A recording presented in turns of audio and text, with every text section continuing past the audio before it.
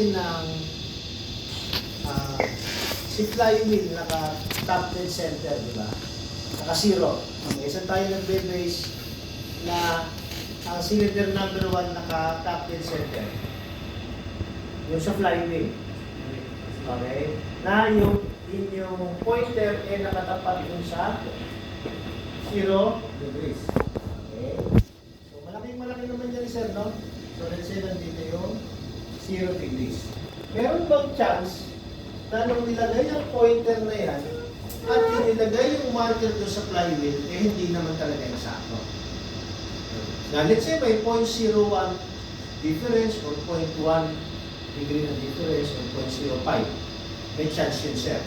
Kasi ibig sabihin, hindi siya yung totoong basihan ng totoo na yung number 1 eh talagang naka-TDC na siya nung naka-0 tayo sa flywheel. So may percent error yun.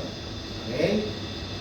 Since ganun din, sir, no, yung ating unit, sir, no, hindi rin ibig sabihin na pag ito ay eksaktong naka-0 o naka-0, kaya ito ay eksaktong nasa 300 din. Kasi nung ginawa yung crankshaft, hindi rin 100% accurate. May percent error din. Ano pa yung pwedeng maging mag-contribute sa percent error nitong crankshaft natin? Kaya ito ay hindi talaga eksaktong 000. Ano nangyayari sa crankshaft, sir? Nag-bend. Okay? So, kahit yung sa saging ng barko. So, kaya may crankshaft deflection. Okay? So, yun din yun. Okay? Then, ano pa? Yung pag-set natin dun sa encoder.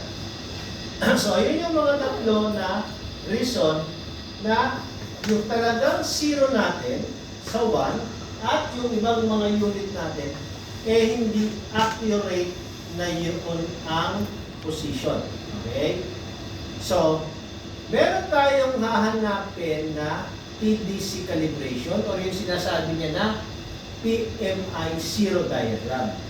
Ang hinahanap dyan, sir, is yung totoong top dead center ng piston. Kung ito ba talaga yung maximum position ng piston. Kasi sinabi natin yung TDC yung pinakamataas eh. Okay? Regardless kung may mga mali naman dyan sa crankshaft natin. Okay? So, paano malalaman ng computer na yun? Anong magiging basis niya?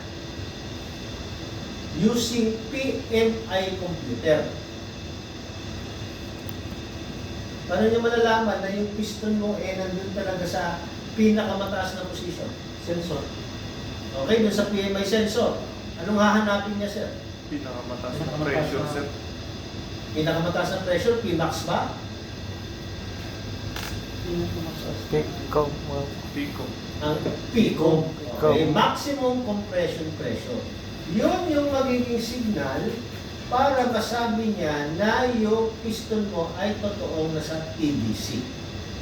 Okay? So, anong gagawin ng PMI computer? Ang gagawin ng PMI computer, sir, no? During umaandar yung makina nyo, kasi ito magagawa natin pag umaandar